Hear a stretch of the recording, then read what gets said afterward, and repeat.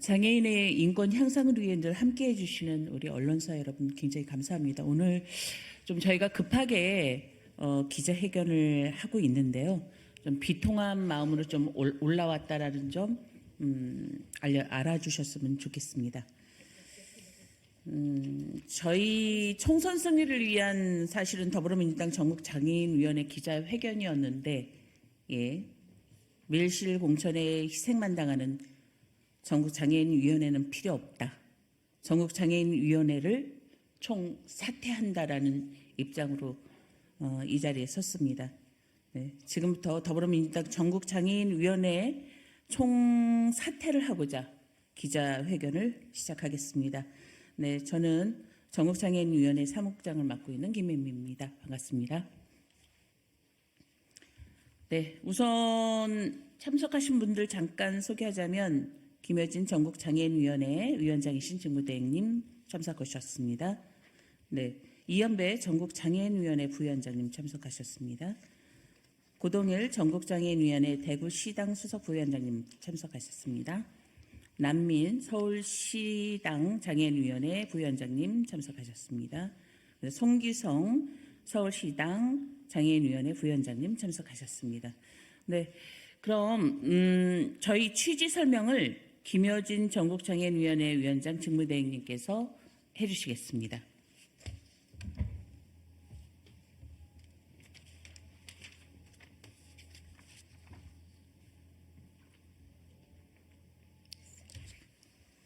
안녕하십니까.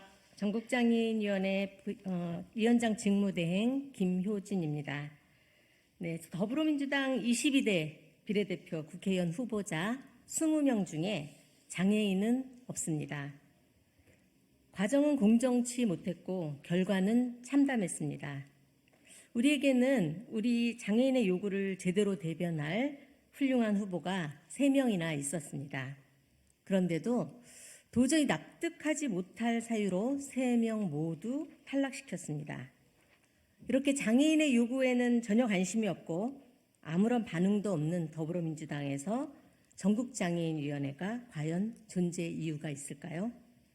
이에 전국장애인위원회를 총사퇴하기 위해 기자회견을 열게 되었습니다.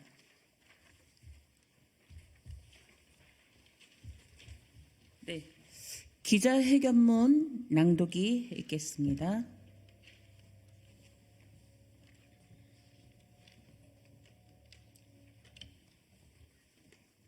네, 기자회견문을 낭독하겠습니다. 밀실 공천에 희생만 당하는 전국장애인위원회는 필요 없다. 전국장애인위원회를 총사퇴한다. 22대 비례대표 국회의원 후보자 20명 중에 장애인은 없다. 과정은 공정치 못했으며 결과는 참담했다. 전략공관위 내 비례후보 추천 분과를 두고 추천을 하는 방식은 당원들의 참여를 원천봉쇄한 것으로 더불어민주당이 자랑하는 시스템 공천에 역행하는 처사다. 중앙위원 순번 투표조차 하지 않는 공천 방식은 시스템 공천과는 거리가 있으며 대놓고 밀실 공천한 것으로 비난받아 마땅하다. 이것이 대다수 국민들로 하여금 민주당을 등지게 하는 결과로 이어진다는 걸 정녕 모르고 저지른 행태인가. 장애인을 여성과 복지로 묶어 여성, 장애인, 복지 분야로 공모한 것부터 장애인을 마지못해 끼워 넣었다는 의구심을 지울 수 없었다. 장애 남성을 원천적으로 배제한 것도 문제지만 왜 장애인은 늘 여성 혹은 청년, 복지 분야에 끼워 넣는 것인가? 장애에 대한 진정성이 조금도 느껴지지 않는 끼워 팔기는 이제 그만두어야 한다. 이번 여성 장애인 복지 분야에 여성 장애인 중 4명이 서류 심사를 통과했다. 그런데 4명 중 1명이 국힘의힘 관련 인사였다는 점에서 충격을 금할 수가 없었다. 차현미 성민복지관 관장은 이명박 정권에서 유인천 문화체육부 장관의 정책보좌관을 맡았으며 이후 새누리당 추천으로 개방직이었던 보건복지부 과장을 역임한 바 있는 사람이다. 만일 차현미 관장을 추천하고 서류심사에 통과시킨 장본인이 김성환 전략공관이 비례분과장이라면 천인 공로할 일이 아닐 수 없다. 차현미 관장은 인재영입위원회 간사였고 전략공관이 비례분과장인 김성환 의원과 같은 지역구 인사이기 때문이다. 아무리 지역구 인사를 챙겨 자신의 선거에 유리하게 만들고 싶을지라도 민주당 인사인지 국민의힘 인사인지조차 검증하지 못하는 무능력하고 안이한 태도로 어떻게 총선에서 승리하겠다는 것인지 답답할 따름이다. 또한 우리 당내에도 훈련되고 준비된 후보들이 얼마든지 있는데도 이런 인사를 내세웠다는 것은 전국장애인위원회에 대한 무시이자 모독이 아닐 수 없다. 조종란 전 한국장애인고용공단 이사장, 박은수 디지털 콘텐츠 크리에이터, 황기주 전국장애인위원회 대구시당 위원장 모두 우리 장애인의 요구를 제대로 대변할 훌륭한 후보이다. 그런데 김성환 비례분과장은 황기주 위원장을 대구, 경북 전략지역 후보로 내보내려고 시도까지 하기까지 했다. 장애인의 권익을 대변하고자 비례대표에 응모한 후보를 대구 출신이라는 이름만으로 전략지역에 보내려 하다니 누가 봐도 말이 되지 않는다. 황기주 위원장은 이의 신청을 통해 여성, 장애인, 복지 분야 면접을 보았지만 최종 탈락했다는 통보를 받았다.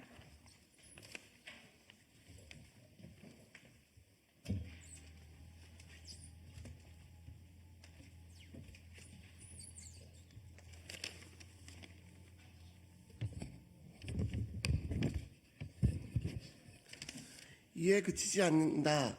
장애 비례대표에 도전한 전국장애위원회 인사 중에는 청각장애 여성 박은수 후보도 있었다.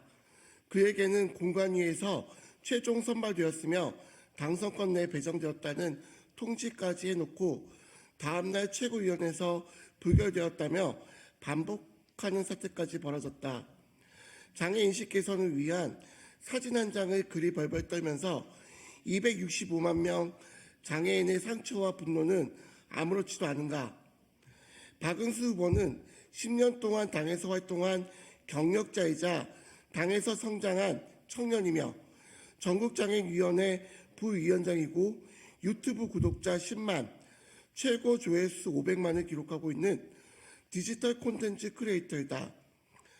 장애에 대한 고려가 없는 것은 물론이고 장애 청년조차 나 몰라라 하고 어떻게 국민의 마음을 사려고 하는가. 이는 전국장애위원회의 지지를 받고 있는 후보가 선출되기를 바라는 장애인 당원들의 열망을 모조리 부숴버리는 처사이다. 더불어민주당 연합회에서는 서미화 후보를 비례 1번으로 확정했다. 서미화는 더불어민주당에서 어떠한 활동도 하지 않은 외부 인사이다. 인권운동가를 자처하면서 3위 후보에 양보까지 받아냈지만 서미화 후보는 인권운동가로서의 자질이 없다.